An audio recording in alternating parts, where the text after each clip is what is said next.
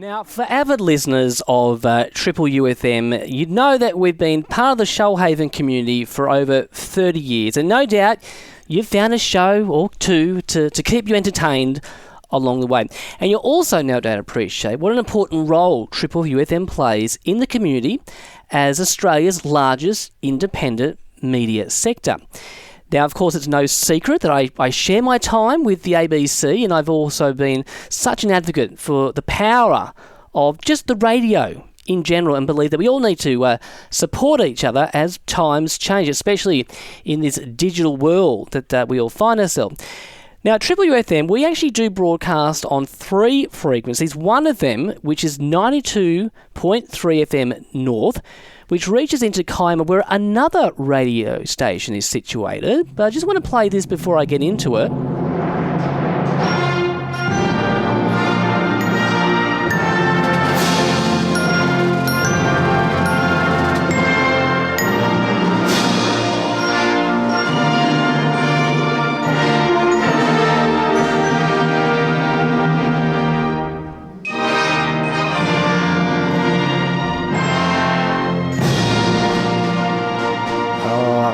Nothing quite rousing there like the Berlin Symphony Orchestra. David Toohey is the president of the Kiama Community Radio Station, who I guess you could call our younger sibling in the community broadcasting world, but just as important, and they've just recently celebrated a special birthday, and he joins me now. G'day there, David. G'day, Steve. Good evening. How are you? Hello, listeners. Hey, a big birthday over the weekend. How old did you turn? Oh, we turned a big 3. Wow. That's a 03. That's a big number. Tell me, what was the celebration like? Oh, it was pretty amazing. It was an awesome night. We had some fantastic entertainment and some brilliant people there. We overflowed the auditorium of the Kiama Leagues Club, which was pretty awesome. And we had some pretty good entertainment, Pearl Noir. We had... oh, God, I've forgotten. It was such a great night, yes. About 30 of them there and a whole bunch of really cool people. Xiao Xiao, I'll get it in a minute. So it'll come back. So we'll come anyway, yeah, it was good fun. We had a great night, and it was nice to celebrate our 3rd birthday. Now, and as a radio station, we're not yet really a radio station. We're a streaming service based on the internet entirely. And the wonderful thing about that is it allowed us to grow organically as we got the people and the technology working for us.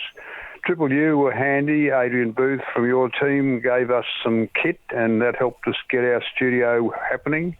I personally built the studio, and we had some nice people, Peter Smith, one of them, built some nice software and put the software packages together and built us a number of apps. We've got apps on Apple and Android.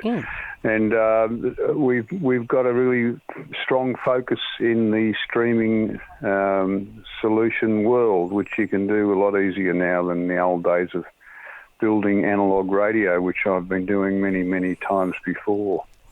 I didn't just start that, Shoalhaven Community Radio has been around for about 30 years. What is it? I mean, you've just celebrated your 3rd birthday. What was it that made you guys want to start this station in Kiama? Oh, well, it all started, funnily enough, not in the radio world, but in the world of podcasting, and that all came about because of the pressure of COVID and the community and people wanting to keep in touch and share knowledge and information, etc. And a small group of 3 or 4 people got their heads together. I believe the spearhead originally was Kathy Law from the now Bugle newspaper. In those days, she had a little coffee shop. And I believe there was 2 or 3 others, Graham Ganesh and Gabby Cabral and a lovely lady called Madeleine, who all got together and started building a station. I think fairly critically to that was now Councillor Karen Remenko Lang, who's was the original president and now handed it to me while I did some work to put it together. But in the 2 first years, they did only podcasting, and podcasting so much so that there's about 350 podcasts sitting on our website nowadays, which are all interesting information. And we now broadcast 24 hours a day on the internet at kcr.org.au. So you can listen there, or you can download our app from Android or the Apple shop and listen to us from Kiama Community Radio's. Well, they can listen after we finish Tuesday Drive, David. Oh, other times when they're not, when they're having a little rest from Triple U. But Triple U's been helpful in helping us get together. That's really great. I was instrumental in the building of Highland FM in the Southern Highlands back in the 80s.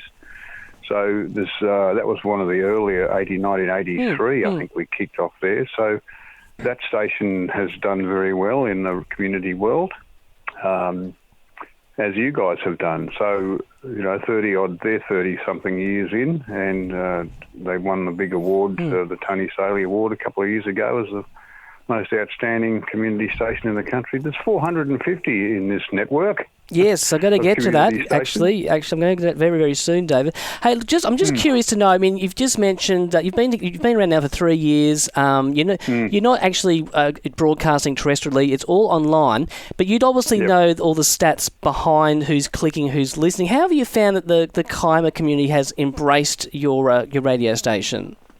Oh, we've had, and I don't know the current numbers, but at one stage I looked at the numbers. There was something like 750 people had downloaded the app alone. That's not just listeners listening online. So people are listening on their phones, or their smartphones, or their devices, as they call it these days, right across the world. I've got people that I know have listened in South America, in United States, in the Pacific. In New Zealand. So I know people listen online, so they're starting to get around, and people listen, of course, to their friends and family that are broadcasting and what happens a bit in community. But, it's growing and it's professional, and the people that are working there are doing a great job of the work they're doing. Now, David, obviously, I'm a very firm believer in the power of radio, as I'm sure you are too. And I guess what I find fascinating is, and you've just touched on this, in this world where we're just so spoilt for choice these days, almost 5 million Aussies tune in to over these 450 not-for-profit community-owned and operated radio services, which operate across the country each week. What do you think that says about the work that we do in the community as a community radio station? Well, there's a couple of things. One is we're relevant to community. I mean, that's a very important part of why we get out of bed to do this, for no profit and no income. We're relevant. We remain relevant because people want to know what's going on in their community, and they need the information, topical and up-to-date information of what's going on in the community generally. So it makes us relevant. Now, Dave, before I let you go, tell me about the KCR shanty that was performed on Friday night. I'm intrigued. There's a sea shanty group which has formed in Kiama of recent days. There's about 30 active members, and they're very, very good at what they do. They get together every Wednesday night at Tory's Pub, or the Kiama Inn. Tory's is the entertainment part of it. And they get together there once a week and they practice things. I think this was their first major event where they were out on stage, was last Friday night. And they've written a shanty about KCR, and it's a great little ditty, and it's got a lot of great stuff in it, history-wise, and where we're going and so forth. Well, David, it's a great thing to do in the community, and we all are very passionate, and people in community radio generally are always. Well, David, through the power and magic of radio, I believe I actually might have this said audio of this ditty. Let's see if we can play it now. This is the Kiama Sea Shanty Club with their KCR shanty. Ready, guys?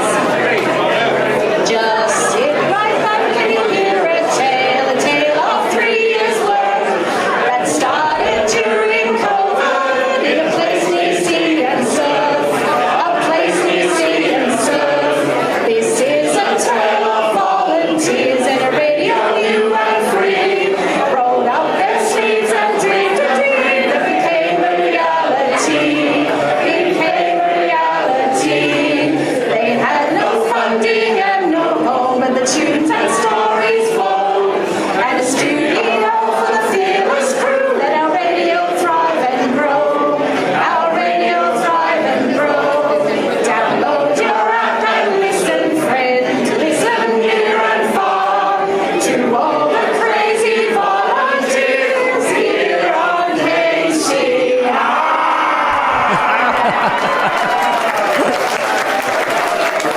Oh, that was awesome, David. That absolutely awesome. I loved how that they finished off the KCR there. You can't get any better than that. KCR. Oh, look, they're a great mob, and it was good. Friday night was fantastic. It was a lot of fun doing it. And obviously, that's been recorded from the live performance on Friday from the noise in the background. But it was a wonderful night, and the Sea Shanty people have done a great job in supporting us, and the community in general have been great. You know, we've got great support, the local people who support us, including, I believe, very importantly, our local member, Gareth Ward, and our federal member, the lovely Fiona Phillips. They were there on the night, and they joined in very well with the activities that were going on. Well, David, from one radio station to another radio station, happy birthday, and here's to many more years on air. Thank you so much, Steve, and thanks very much for the opportunity of being on your show. Absolute pleasure. That was the president of the Kiama community radio station, David Toohey, who've just celebrated their third birthday. And also, a very big thank you also to Wendy Bright-Weiss, who actually captured that awesome sea shanty on Friday night. They're all about the KCR station, and it's just absolutely wonderful. So we do, on behalf of everybody here at Triple UFM, we wish our brothers and sisters up there in Kiama a marvellous birthday, and of course here is to many more years.